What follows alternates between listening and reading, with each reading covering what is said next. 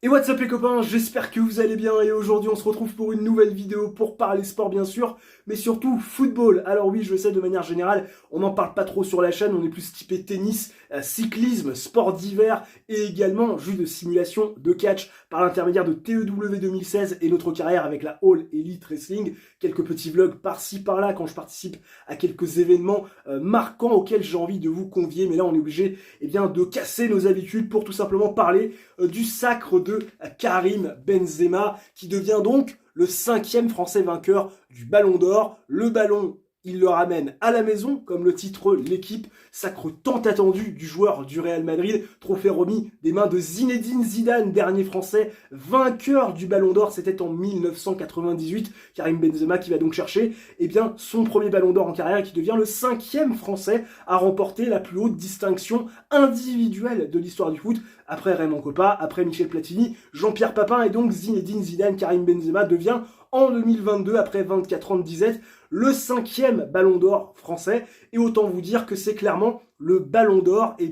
du travail acharné qui vient récompenser toute une carrière. Karim Benzema qui a évolué à Lyon avant de partir au Real Madrid en 2009, qui a évolué aux côtés de Cristiano Ronaldo et surtout dans l'ombre de ce dernier, qui a fait le dos rond pendant des années, l'affaire de la sextape, qu'il a bien sûr éloigné de l'équipe de France pendant un certain nombre d'années. Il a continué à travailler, continué à faire le jeu de son équipe au Real Madrid, et puis derrière il a pris la succession de Cristiano Ronaldo quand ce dernier est parti du côté de la Juventus. Un Karim Benzema qui endosse ce rôle de leader du Real de Madrid dans les vestiaires et bien sûr sur le terrain, permettant à cette équipe madrilène au pédigré extraordinaire de regagner des grands titres et notamment la Ligue des Champions cette année en 2022, où il terminera meilleur buteur et surtout meilleur joueur de la compétition. Des performances en club qui lui permettent de revenir en équipe de France après des années et des années d'absence. Didier Deschamps qui le reconvoque pour des matchs de préparation pour l'Euro 2020, joué en 2021 et bien sûr pour la Ligue des Nations, où il fait partie, Karim Benzema,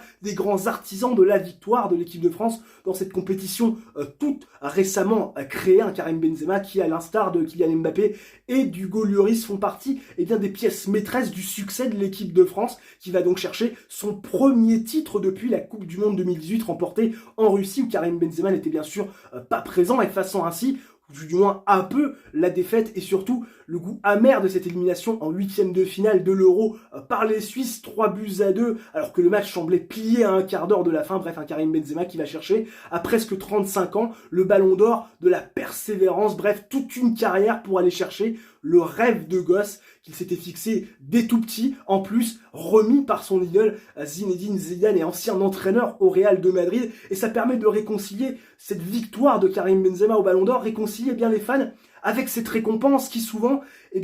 s'est tenue à un simple duel entre Cristiano Ronaldo et Lionel Messi. Alors le débat n'est pas de savoir si Lionel Messi et Cristiano Ronaldo ne méritaient pas le Ballon d'Or à plusieurs reprises quand ils ont pu le remporter. Bien au contraire, on sait que ce sont des joueurs extrêmement méritants qui font partie depuis des dizaines et des dizaines d'années des 3-4 meilleurs joueurs du monde, qui font aussi partie peut-être du top 5 des plus grands joueurs de tous les temps, peut-être mieux selon certains spécialistes ou certains suiveurs. Mais ce qui est sûr, c'est que ça s'est cantonné à ce seul duel-là et que certains qui auraient mérité peut-être le Ballon d'Or n'ont pas pu l'avoir, à l'image d'Iniesta qui en 2010 remporte la Coupe du Monde avec l'équipe d'Espagne, qui était un joueur phare du Barça,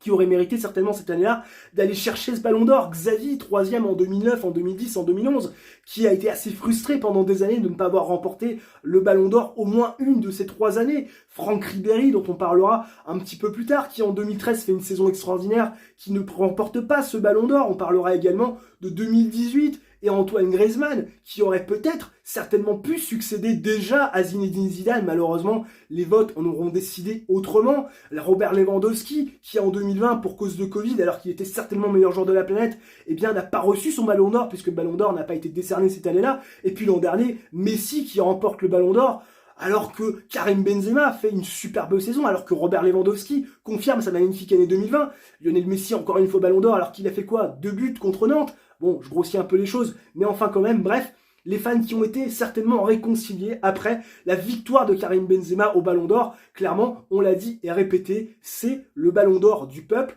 le choix du peuple qui va récompenser Karim Benzema, et ça nous réconcilie surtout avec cette histoire du Ballon d'Or du côté football français, où c'était un petit peu contrasté, puisqu'on en a parlé, le dernier c'était bien évidemment Zinedine Zidane en 98, Zinedine Zidane qui aurait certainement dû remporter ce Ballon d'Or également en 2000, mais à cause d'un geste d'humeur, Zinedine Zidane qui avait été privé de cet honneur une deuxième fois, alors que la France avait remporté le championnat d'Europe, cet Euro avec un match extraordinaire face à l'Italie, et des dernières minutes absolument irrespirables. Moi j'étais tout gamin, mais je me souviens encore de cette reprise de David Trezeguet qui est absolument extraordinaire. Je pense que même si on n'est pas fan de football, pas suiveur du ballon rond, cette image-là, quand on l'a vécue au moins une fois, on s'en souvient, à mon avis, toute sa vie. On se souvient également de 2006, où Zinedine Zidane fait une Coupe du Monde absolument incroyable, élu meilleur joueur de la FIFA. Et puis derrière, malheureusement, ce geste d'humeur en finale de la Coupe du Monde qui, lui,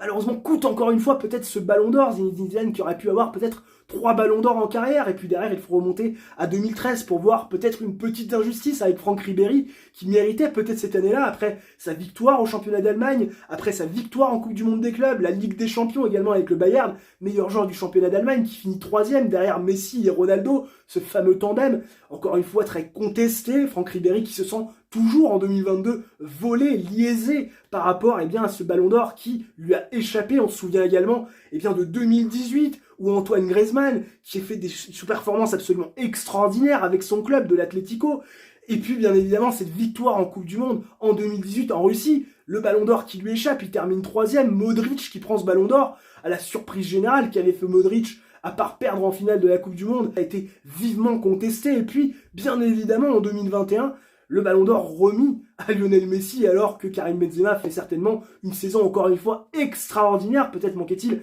un grand titre, même s'il y avait quand même la Ligue des Nations l'an passé. Bref, enfin on est réconciliés, la justice a été présente sur ce Ballon d'Or et Karim Benzema est donc le Ballon d'Or du peuple, élu par le peuple. Et Karim Benzema, qui a presque 35 ans, remet l'église au milieu du givillage et permet de casser 24 ans du disette du football français. Cette image absolument extraordinaire, tout un symbole, Zinedine Zidane qui remet ce trophée de meilleur joueur du monde à Karim Benzema, qui on espère en appellera d'autres. Pourquoi pas pour Benzema lui-même dès l'an prochain, avec, on espère, une victoire de l'équipe de France en Coupe du Monde, même si avec l'effectif